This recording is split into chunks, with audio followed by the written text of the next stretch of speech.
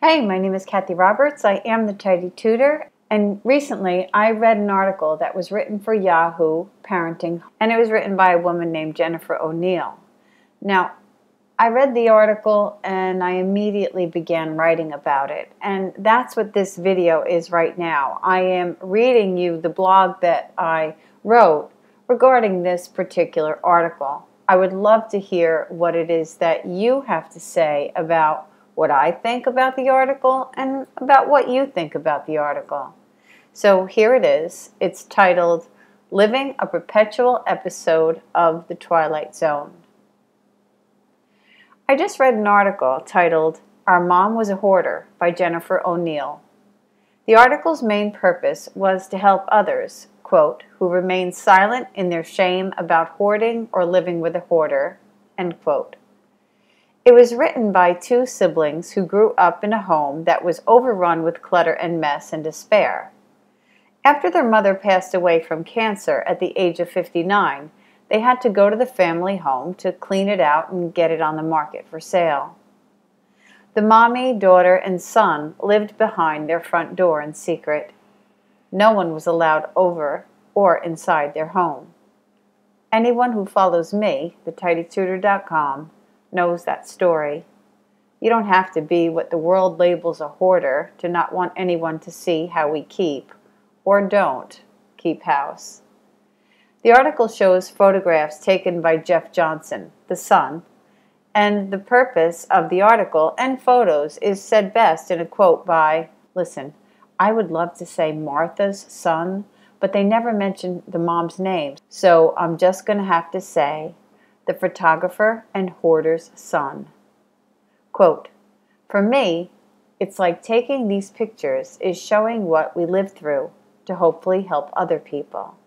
And by other people, he meant everyone who keeps the secret and shame regarding hoarding or living with a hoarder.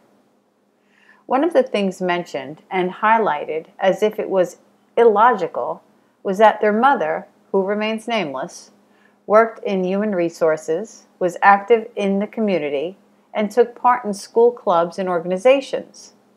That kind of infuriated me. Wait, you mean that someone who couldn't keep house could get it together enough to do things that benefited society?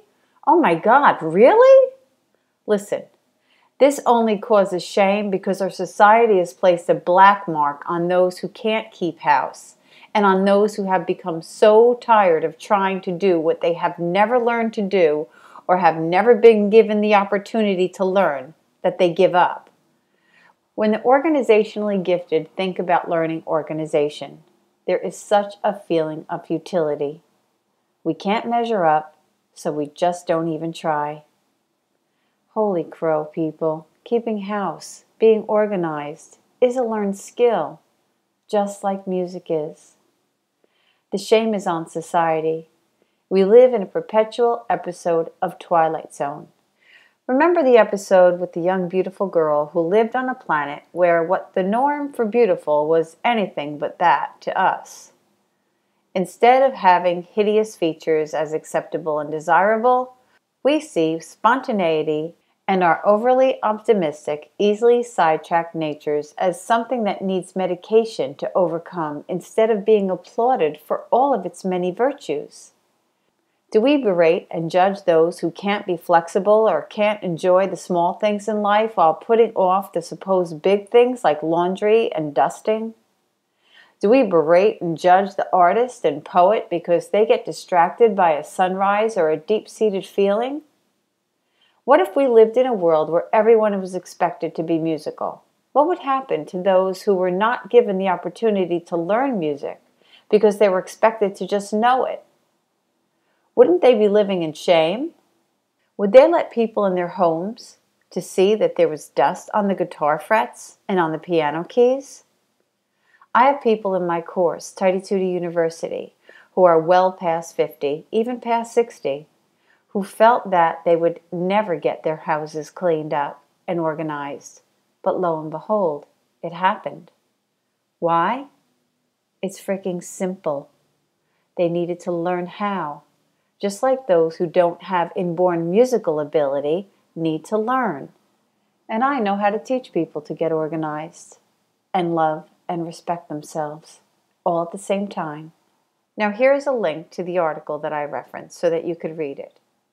And here is a link to my course, Tidy Tutor University, so you can take it. I love my students with words that can't be conveyed. I pray for them and all who need me and will come to me sincerely every single morning. Thank you for being part of my world. If this blog speaks to you, please leave a comment below. Much love, Kathy. Okay, so that was the article. I really look forward to hearing what it is that you think about it and what you think about what I wrote. If you live in a mess or you just can't get organized and get it together, then please visit my website, thetidytutor.com. There's so much help there. You can request my 10 tips, which will get you 1 tip a day for 10 days in your email box that will absolutely rock your world and begin you on the journey to getting organized. Talk to you soon.